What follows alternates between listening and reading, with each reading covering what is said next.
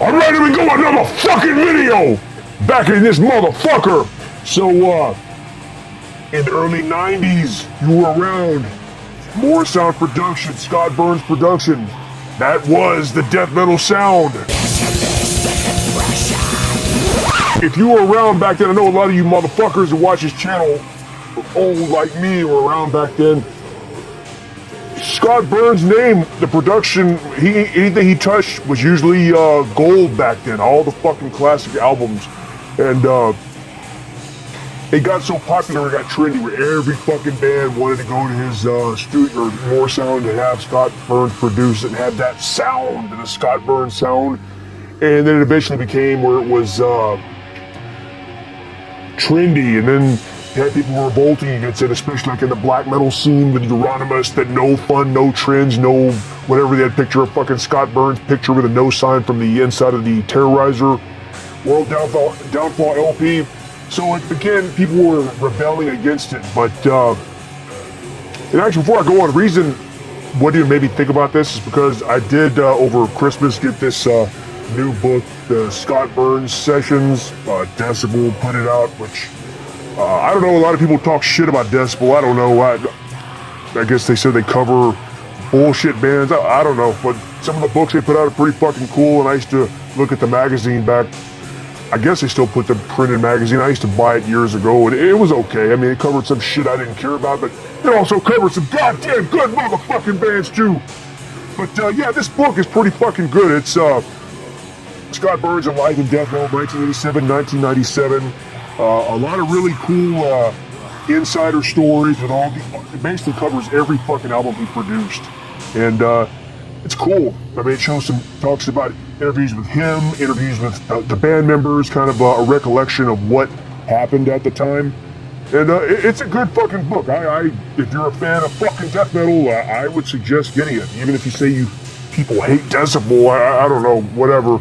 But pretty fucking good book. I know they come out with that obituary book as well, which I haven't read, but I'm sure that's probably good as well.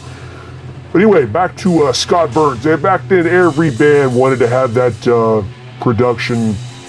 I remember even back then seeing an interview with Scott Burns. It was on something where he was, yeah, next up we got the new obituary. Like he just had all these great albums lined up, and it was a video interview. I can't remember what it was from back then, but I mean, he put out some good fucking production, and a lot of black metal and other bands were rebelling against it, saying it sounded like shit.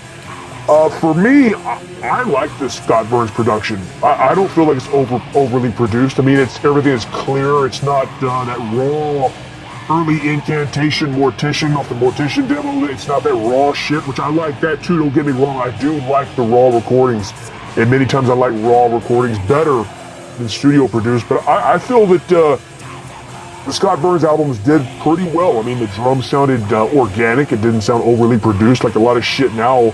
The drums, even though they're real drums, they sound like a fucking drum machine, and I don't like that shit. I like to hear drums that sound real, and I feel the stuff that Scott Burns did have that realistic feel to it. I mean, in my first, if I can remember, the first time I heard Scott Burns production was Sepultura Beneath the Remains, which was it was a big deal to me back then, because at the time that was the first Sepultura album I heard, and before that it was all either hardcore, punk, Minor Threat, stuff like that, Black Flag, and I was also into thrash metal, Slayer, the Big Four, Violence, Creator, you know, that kind of shit.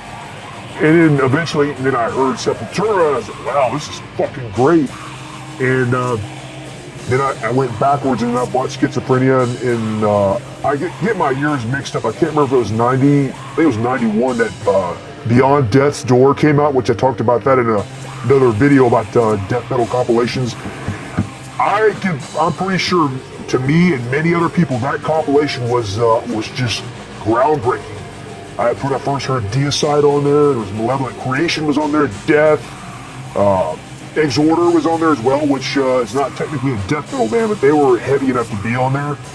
And most of those recordings on there were really fucking good, and they really spoke to me.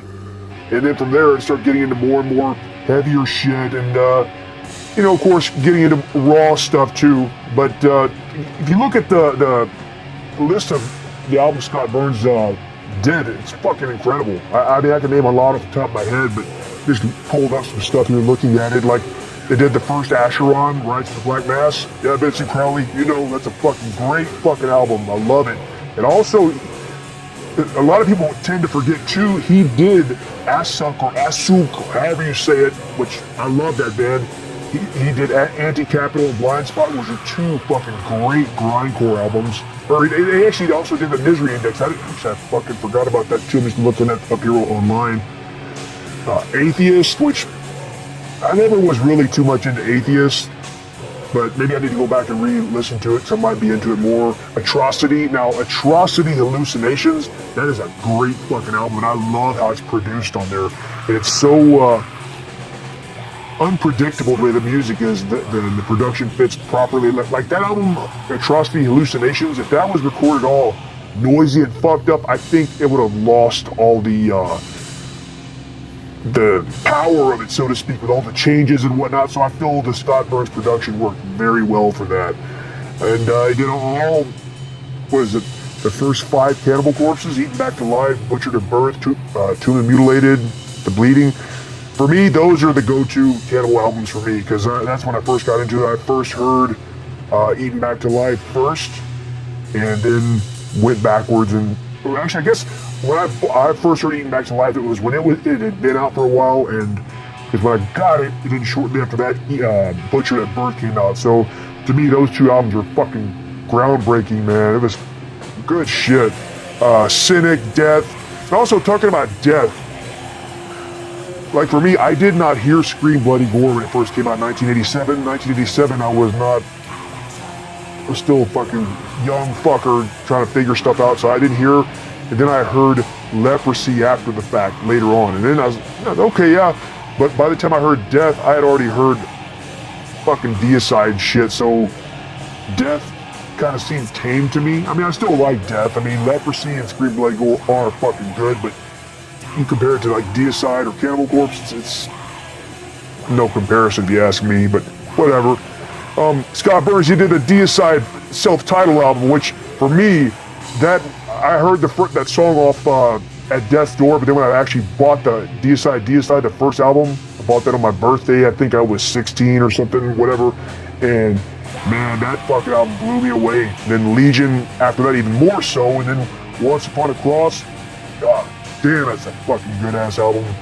Demolition Hammer, Devastation from Texas, which Adultery did that album. That's a good fucking thrash album. 1991. If it would have came out a couple years earlier, I think Devastation and Demolition Hammer both kind of fall in the same category where they a little too late, so to speak. I mean, they're people love them now. I guess they're cult, whatever the fuck they call that shit, but their albums, 1990, 1991, if those would have came out in 88 or 89, I think they would have made a huge impact. There's a lot of other shit. He did the Internal Bleeding. Some Internal Bleeding is good for me, but also Malevolent Creation, 10 Commandments and Retribution. Fucking great. Master, on the Seventh Day God created Master, Massacre, Monstrosity. Actually, also, while I'm looking at these, Napalm Death, Harmony Corruption. A lot of people talk shit about that production, say it's too death metal-y or whatever. Even the band goes on record saying they don't like the production. They said it was a good experience, but they don't like the production. I like the production. I mean, of course, before that they had Mentally Murdered, which was a much more raw version or raw recording. But I think Harmony Corruption, it works. It's good. And then after that, they did the Mass Appeal Madness maxi 12-inch EP, and then they went back to purposely trying to make it sound raw, more raw recording, which when it comes to Napalm Death, Mass Appeal Madness, that is one of my fucking favorite. I mean, I do have to say I like that recording better than Harmony Corruption, but Harmony Corruption is clean, but I still like that album. It's not my favorite Napalm Death album, but it's up there. I really do like it a lot. It's funny, a lot of people talk shit about that album. I don't like the production, whatever. It's good to me, man. Fuck it, I don't give a fuck. Then the Obituary, Slowly We Rot, he did that, and that one has a little bit raw recording, still pretty fucking good. I mean, overall, this guy's put out some fucking monumental albums. I mean, even, I think the most recent one he did in 2005, was it? Yeah, He did the Obituary Frozen in Time when they had their little comeback album, which it was a pretty good album. I mean, it was good. But for me, after the first 4 obituaries, it's kind of get burnt out on it, listening to the same shit. But pretty solid stuff. World Downfall, motherfucker. World Downfall Terrorizer 2. That's one of the fucking greatest albums right there. Oscar Garcia, Jesse Pintado, and Pete Sandoval. Now, I know Dave Vincent played bass on that, but it was just session bass. But that is a fucking just great album. I listen to that all the time. Even to this day, I still never get tired of it.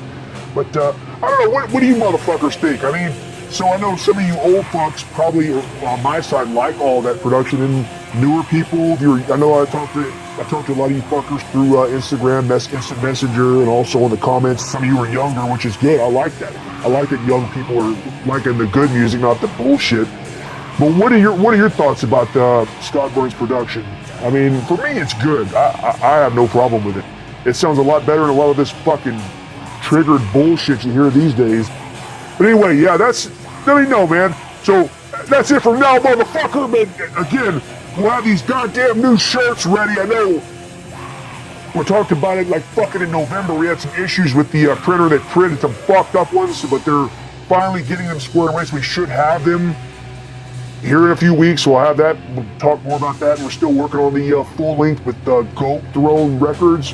We're working on that. It's coming along pretty well. But yeah, that's that. Well, you're promoting your own stuff on your channel. Yes, I am, because it's our fucking channel. So why the fuck would we not promote our shit? Anyway, so more shit's down the road. We've got another collaboration with Vincent Crowley from Asheron, Vincent Crowley bands, etc., etc. We'll probably do another one of them. Well, actually, not probably. We will. And I got some other shit too. I'm assuming probably another Realms of Metal and some other stuff coming up. So be on the lookout. More goddamn shit coming.